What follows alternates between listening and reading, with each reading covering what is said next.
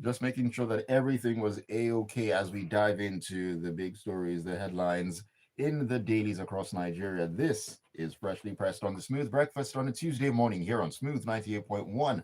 Love music, love life. It's 33 minutes past 7. My name is Ayokunmi, and we are looking forward to an amazing half hour thereabouts, taking a look at stories, analysis, your contributions that play a very big part in the proceedings. So all you need to do is number one, keep it tuned. Number two, have the WhatsApp number down to send your messages to. That is 0911 999 0981. 0911 That is the WhatsApp number to leave your messages. Please make them as concise as possible and as easy for me to read so I don't stumble over like a horse falling downstairs. Thank you very much in anticipation of that. All right, Chibuzor is in the studio this morning to take a look at the studio. Very good morning to you, Chibuzor. Good to have you in. Good morning, Aya. Good morning, Lagos. I was talking about bus stop issues with respect to traffic early this morning, and I can tell testimony. We need to do better as Nigerians. Ah, We need to yes, do better. yes, we do. Yes, we do. Because it's very annoying when you get to the point where the traffic ends and you see it's the buses are the ones misbehaving and causing all sorts Yes, of it's not just the buses, nonsense. it's our general anyhowness because the buses have people in them, and then people also use the bus stops as their in and out. But hey, that's another day story. Mm. Another day's story. I wonder when that day actually will come. But anyways, Mm, let us stick to the here and now and what it is that we're going to jump into. First port of call. We'll step into the punch. A number of stories coming from the punch this morning. Where this one says that Nigeria must create at least 27 million new formal jobs within the next 5 years or risk a sharp rise in unemployment and underemployment to 30%. That's according to the Nigerian Economic Summit Group. They are warning. Now, the warning is contained in the NESG's Jobs and Productivity Report published on its website on Monday on the sidelines of the group's 31st summit in Abuja. okay. I think the NESG is probably saying what a lot of us have been saying for a while. Not just about the future, but about the now. But this time they're doing it with I would say, some data based on the analysis they've done and their view of the data in terms of now. They've done a lot of estimates into where the population is going, the direction that the population is going, and they've done a lot of estimates into based on current growth of the economy and in terms of GDP of the economy.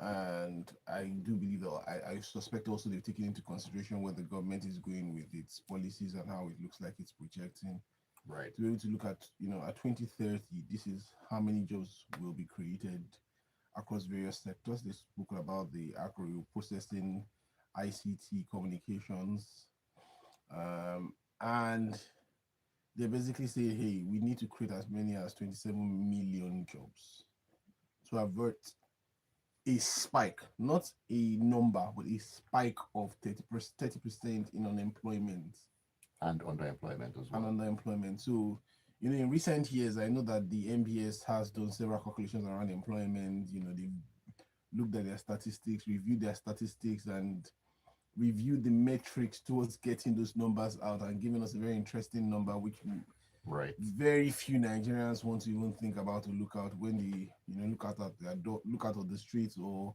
check their messages to see how many people are asking for small 2K. The numbers by the MBS obviously today do not represent for most Nigerians the reality out on the streets, as we would say. And when the NASG says what they are saying now, um, it's a cause of concern because it's not just about the fact that we're going to have a spike in these young people who are going to be out there between now 2030 who would not have jobs. It means that even the government's push for additional taxes would be limited because you can only pay taxes if you are being productive, right?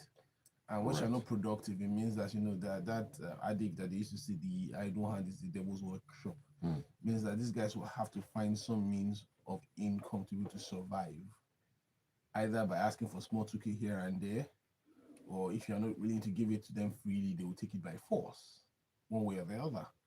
So every society would look at these numbers and have major causes of concern, and not every government she would lose sleep when they think about this. And I do hope our government is losing some sleep about this, because that is why they chose to stick out their necks and say it was their time to be in government, and they would, be there. So basically, they've spoken about industries that would be able to generate a large, be able to be able to absorb this large number of youths. They've also spoken about things that are obstacles. So they've talked about the the private sector base being very shallow. So which speaks to how productive are your aspects of your private sector. We use the word there's a word we use very there's a phrase we use very loosely here about when we look about the environment where the businesses are operating. Yes. Is it the kind of environment where they can actually be productive, where they exactly know? I always use this as when they talk about ease of doing business. I always use the example: if you want to start a business in Lagos today, you wake up, you retire, you pick up your salary, your pension, and say, "I'm gonna start a business today." Forget about, let's forget about other things, training, knowledge, whatever. Is there one spot you can go and find out all you require to start a specific business? What kind of support will you get from the government? Does it exist at all? And nobody has been able to give me an answer. And I ask anybody who can give me an answer to that question should come and give it to me. I've heard about one or two states trying to do a bit better, but those are the kind of questions we need to ask ourselves across every state of this federation. That if somebody wants to start up a business, what do they need? How do you make it easier for people to start up businesses? How do you make it such that when they put out those signboards and say that, I'm starting my business today, some guy who's drinking one out of a small bottle or smoking something by the side of the street does not come and meet him and say, you need to pay me A, B, C, and D? Or some traditional ruler who is sitting down somewhere with his third or fourth wife comes and says, "Oh, send the boys down." I said, "That person has said, go and collect my money." What are those things? Or somebody from the local government office or state secretariat doesn't show up with a file and say, "Okay, you're owing us A, B, and C," even before the guy has sold one unit of his product. There's so many bottlenecks. There's too many bottlenecks. So you need to be able to define those and make business actually easy to start up. Let it be clear. What are is this person going into? What are his obligations to the state? What are the incentives being provided by the state? These are just small things that come under the table. What kind of education are we offering to be able to prepare this youth or these people who are coming for the kind of jobs you want to create? So you're not just thinking about the jobs you want to create or jobs you want to incentivize across the sectors, but you also think about the capacity of this youth when they are coming out of your formal or informal educational systems to be able to be absorbed by these businesses with least cost or input. Right. Those are questions that need to be answered. And until the government answers these questions and other such questions, then these numbers will just, for 2030, which is not so far away, just 5 years away, will keep looming until we get to that point, and when we just realize that we're in a bigger trouble than we should be. So I do hope that the government and the various agencies are paying attention, and I do hope that, and I keep using the word hope because we're in the season of renewed hope, that some things are being done that will count up to these numbers, and people actually looking at those numbers as a target that they are trying to achieve. Yes, indeed. Just to add to that, 2030 is also the proposed dateline for the $1 trillion economy as well. It's not too far away. So when you look at this and you look at that, you just wonder, is that target still feasible? Well, yeah, see, we've seen a lot of interesting things with our GDP numbers, all that, and the question we always there's a phrase that Mr. C uses. With all those numbers, what does it mean to the guy on the street? What does it mean to Mufta? What does it mean to Sikira? What does it mean to Aminu? What does it mean to Uche on the streets?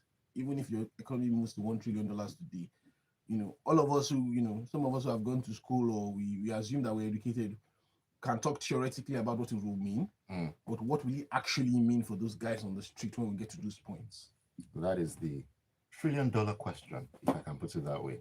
Alrighty, let's switch gears and jump into the premium times. And we're picking this up from where we stopped yesterday. It's an update to the story concerning the Minister of Science and Technology and Innovation, Uche Nnaji. Now, this is in premium times.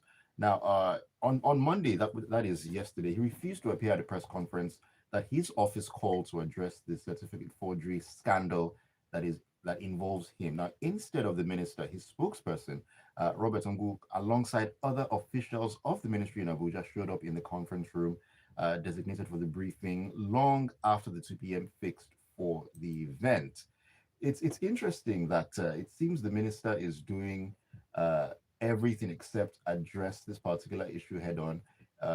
Press briefing was called by his office. He wasn't there. His spokesperson was there. He's also accusing, the minister is also accusing the Enugu state governor of sponsoring this particular audio. That's Peter Mba. He says he's the mastermind behind the allegations of this certificate forgery. He's also demanding that UNN release his transcript and so on and so forth. He seems to be doing every single thing except address this issue individually. Okay, so two things for me. I think the Nigerian press keeps doing itself a bit of a disservice. And it's not just about Nigerian press, it's about all of us in general as people. Some big man calls us for a press conference. Obviously, for some of us who have been part of some of these things, you can guess what would have happened around it in some cases, especially this kind of press conference. He keeps you there seated for an extended period without coming out or his representatives coming out.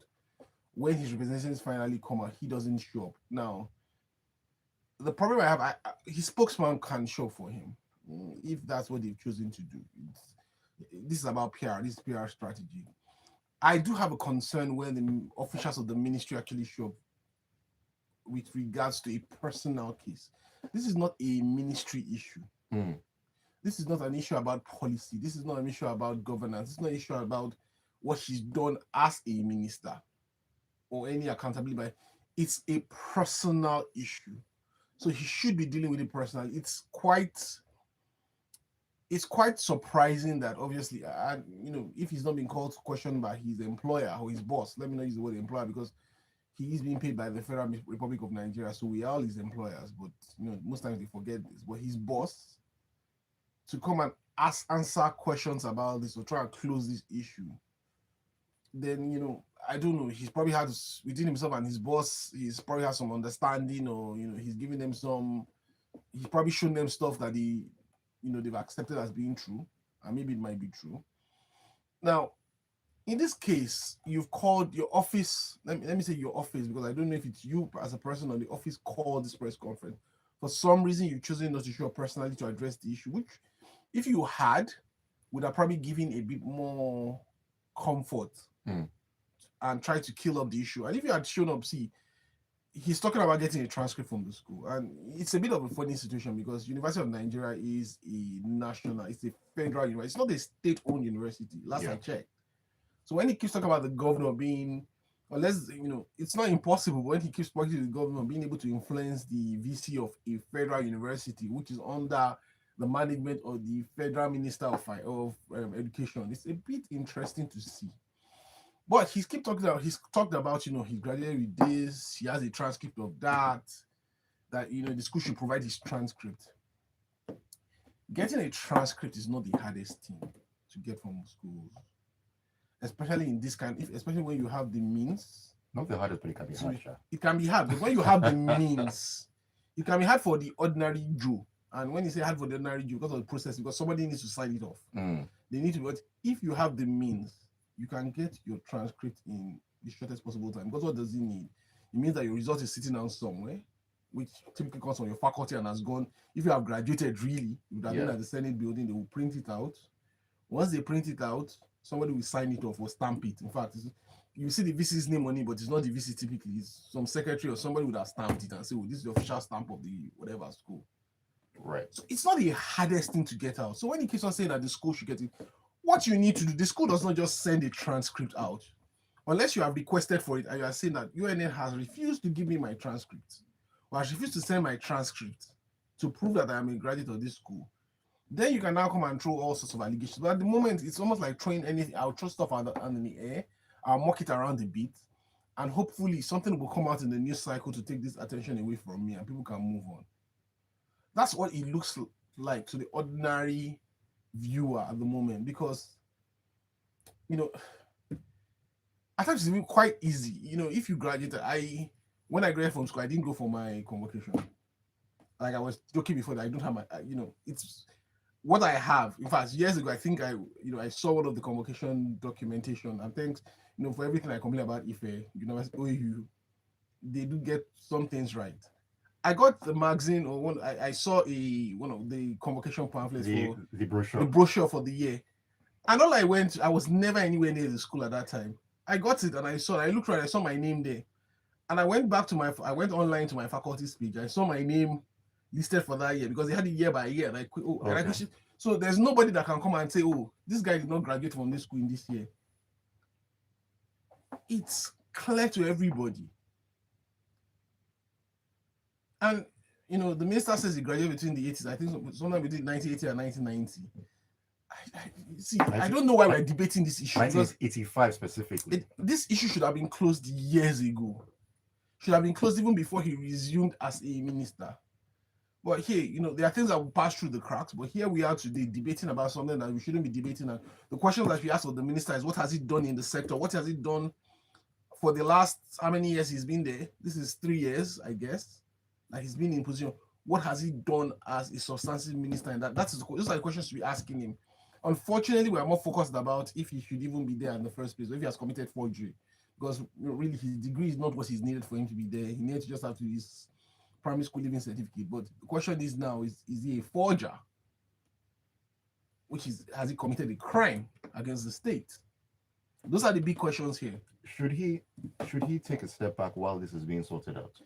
Typically, in most instances, he might not even have had the need to take a step back because, like I said, this is something that could have been cleared out in a shortest possible time.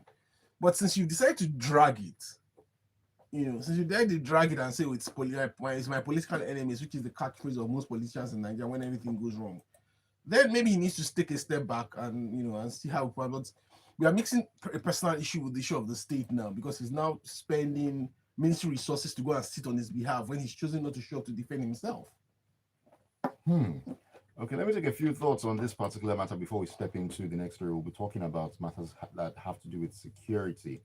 Okay, who's talking to us here? This is Smolin. Smolin, good morning to you. Smolin says it's extremely ridiculous and irresponsible that a minister is affected by personal allegations and public officials are responding on his behalf. The minister should be resigning and not towing the worn-out path of blaming enemies for his scheming and decisions. Did the governor prevent him from finishing from UNN? Did the governor compel or coerce him to present a forged degree certificate and NYC certificate? He says no difference between Uche Nnaji and Uche Chukwu. His aide presents a blurry photograph, names on university pictures, and degree certificates allegedly are completely different, and he says it doesn't matter. Any wonders he hasn't achieved anything since he became minister? Will the president say he hasn't been briefed about this? Though yet again, the silence is understandable. All right, Jerry says, morning Ayon Chibuzor, how do you expect his boss to fight someone who graduated from his type of school? Their alma mater will hunt him. This government is full of propaganda and lies. I mean, I'm not Igbo, but I want to believe that Uchenna and Uchechukwu are two distinct names. Two very distinct names. I mean, like Chibuzor with the R and Chibuzor without the R. They mean the same thing on different places, right? But Uchenna and Uchechukwu completely off. Sorry. Saying like you said, throwing things in the air, but what they're throwing in the air, it's not even. This is in fact, this is that response mix of desperation. Let's step into the Daily Post here. Former Chief of Defense Staff, General Lucky Rabo, retired, has urged the federal government to declare a full-scale onslaught against bandits and insurgents unleashing violence across Nigeria. He made this call on Monday when he featured in the show Politics Today on Channels Television. Now, he stated that no legal instruments indicate that Nigeria is at war. Now, he said, and I quote, "There are no legal instruments indicating that Nigeria is at war. There's none. We're only assuming that we are at war." Now, of course, there's a need to declare war in order to aggregate the elements of state power directly to the war effort. End of quote. Interesting.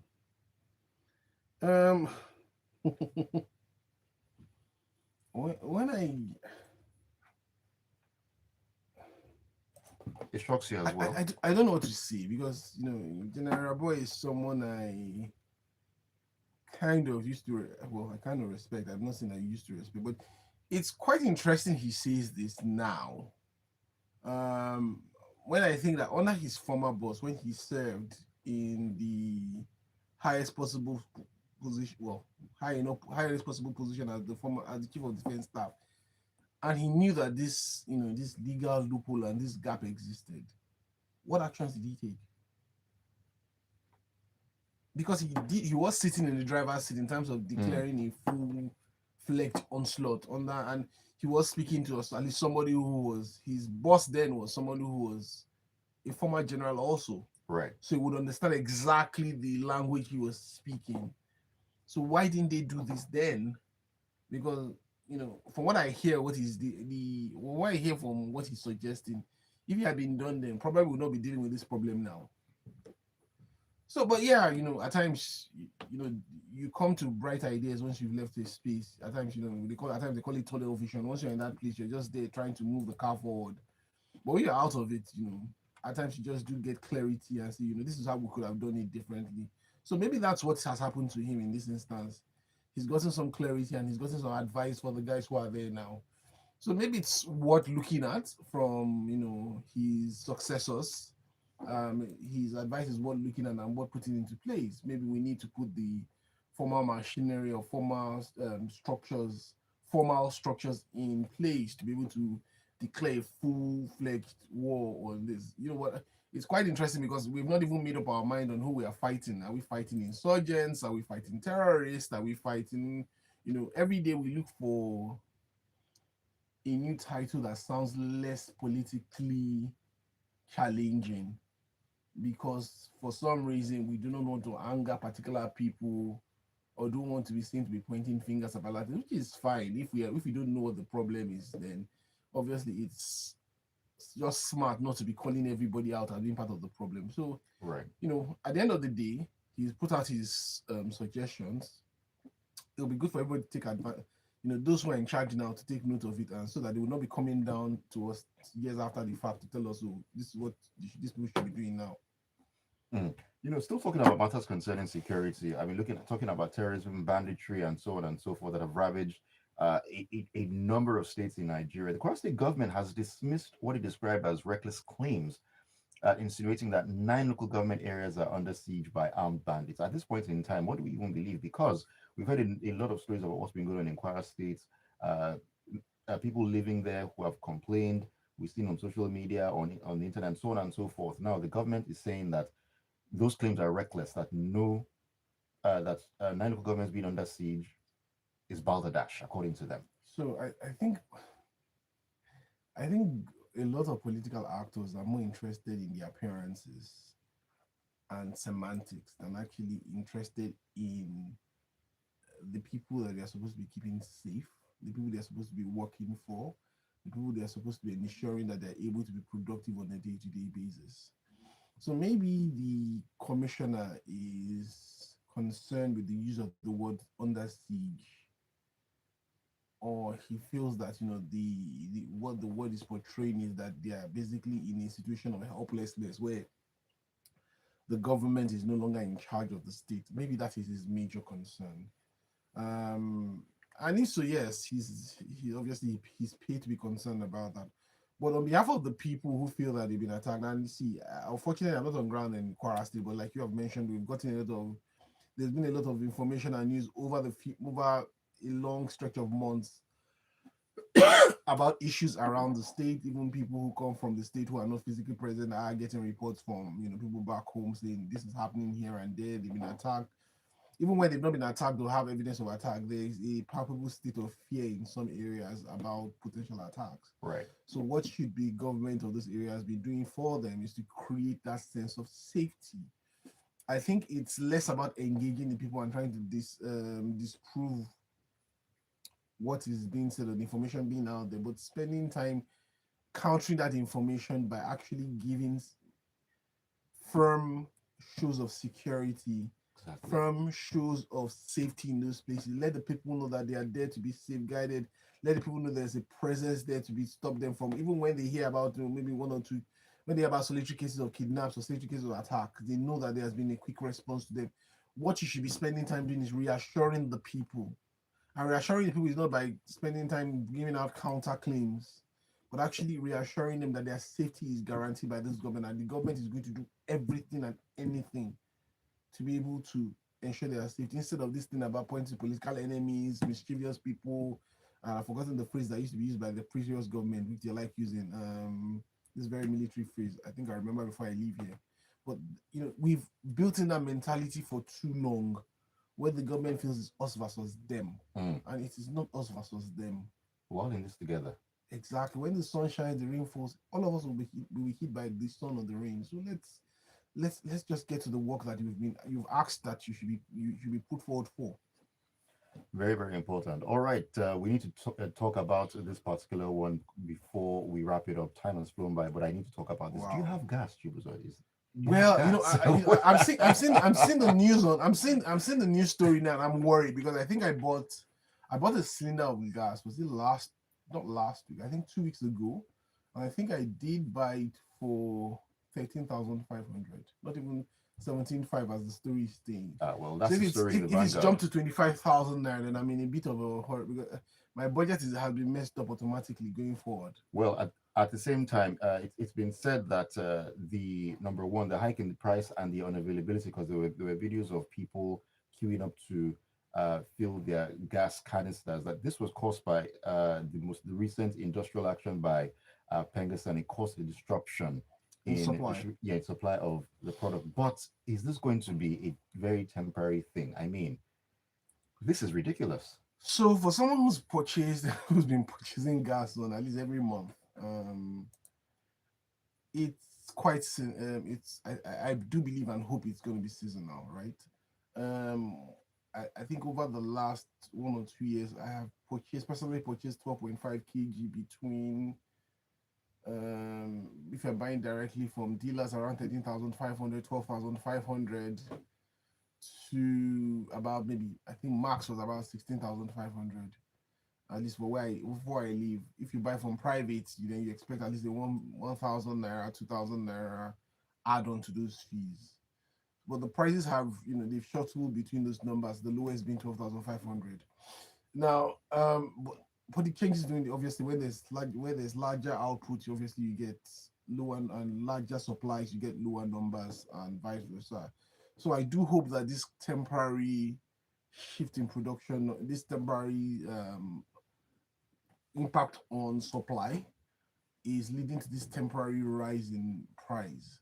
And I hope that it sorts itself out as quickly as we sort out this issue within Alaji and Pengaston, or Alaji Nigerians and Pengaston, because like we said the last time, when two elephants or two animals of large structure fight, it's the underbed that suffers this time, the grass, which are the Nigerian citizens, irrespective of who we are supporting or whose opinion that we think is you know is the right opinion in this instance. Hmm. Man, each and every single day, I just ask myself, how do I get through the day? How do you get through the day? Hey, pat yourself on the back, because you all are the real MVPs. It's always one thing or another going on in this country every single day. Let me take your messages as we wrap up. The tally says, good morning. You guys are too polite in the studio today. Not every time war, sometimes peace. If the minister truly finished from UNN, he will have his certificate. Who is asking for transcript? The reason Uchenna and Uchechukwu is Oriolori. And then she says, and yeah, two things can be true at once. His political enemies unearthed the skeletons in his cupboard. Well, don't have skeletons in your cupboard. That's my advice to everyone. And then one senator or rep had a fake certificate from Toronto one time. Can't recall if anything happened to him. Was that Salisu Buhari, a former speaker, that had the certificate issue? It was. Yeah, I think he was impeached. Yeah, he was impeached. I think got away with a fine. He didn't do jail time, if I remember correctly. We don't do that here. And then he said, and then she says, wasn't there similar allegations with regard to the number one citizen? Well, there were questions asked there as well. Sorry. So moving on. Gilbert Musa Festac says, On the recent data from the NESG that failure to create jobs will lead to further unemployment in 2030. This information is belated. Reason: in 2001, Hayford Alile, the former DG of the Nigerian Exchange Group of blessed memory, said, unemployment is a social time bomb. He called for the need for government to act immediately. How many new jobs have been created from 2001 to 2025? The answer is blowing in the wind. Tony in Marine Beach says his boss called him to explain what. You think about it now. Who probes who here? General Rebo has just shown again how helpless they can be in that seat. He can now talk because he's out. Who will bail the cat? Just 2 days strike by Pengassan and gas is forever unavailable. I expect the federal government to quickly step in and check the activities of these cabals to allow the poor masses cook the little they could scoop before they start coming out like angry lions. This is okay. Deja Vu says it's interesting that General Rabo is now recommending we start a war against terrorists now. What have we been doing since? The truth is continuing to leak or seep out. When paired with what we know, maybe some things are starting to make sense to some people, or to some other people are confirmations of what has long been suspected. In Kwara, the commissioner should explain why the NYC State Orientation Camp was moved to Ilorin from its former location. Also, the state is safe from Ilorin, right? The people who are living the nightmare are mistaken, right? There we have. There we have. So, Ajay Olunulua in Magodo Jerry Sherry says, creating employment and other social services is not rocket science, but unfortunately, successive governments have found this to be a Herculean task, even though this can be done by simply decentralizing the administration of the country so that every community will provide basic amenities like water, power, healthcare, and even security. And as for the Minister of Science and Technology, he shouldn't be in that office a minute longer. Ajayi is not having it at all. Dr. I in CMS says, hello, Chibuzor. Concerning General Irabo's statement, you answered your own question. Nigerians have a million reasons for never criticizing their leaders in government or workplaces or families. You're also right about the timidity, Nigerians in general and the media in particular, in demanding accountability from their leaders. Compare Trump, who has called everyone criminals and declared war against enemies of the USA. Our government can do the same. I don't know if Trump is I don't think he should ever be your benchmark. I don't think so. I think we can do things the right way. We can we can do this the right way with some intelligence, with some data, and with some common sense instead of just throwing things out at everybody and just caring not for who it touches or who it scars. So, but yes, I do get the point you're trying to make, but not that example. Michael says, I hope those responsible for screening will be held accountable as well. A serious negligence of duty. Will they be held accountable? As usual, no. I smell racketeering low key. Who else is awaiting discovery? Well, as I mentioned earlier, we're all in this together. Fabian in Equest says, good morning, everyone. The federal government ought to have at least put the minister on compulsory leave or on suspension from the word go. Like I said yesterday, the movie continues.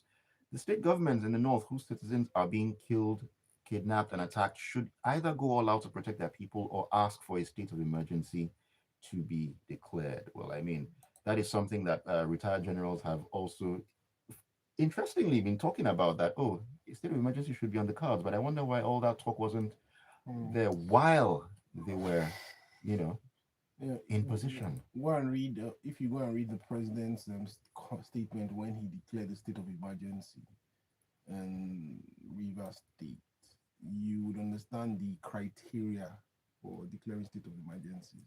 So these situations do not meet criteria. Must be. It doesn't look like they meet the criteria. Must be very steep in that regard. Well, that's all I have to say. Thank you. All right. Thank you all so much for the messages. We need to run big time. It's been a pleasure having you join us as always. Big pleasure, and thank you to you, Chibuzor, for joining me in the studio. Thank you very much for having me here. All right, let's all stay safe out there. Stay dry. It looks like there's rain this morning. I was hoping it would be a clear day, but hey, nature does what it does. Keep it tuned to the Smooth Breakfast. 8:15. It's going to be all about entertainment in the Grapevine. A special guest joining us as well. It's going to be fun. Don't go anywhere. The headlines, the stories, the news. In-depth analysis on national current affairs.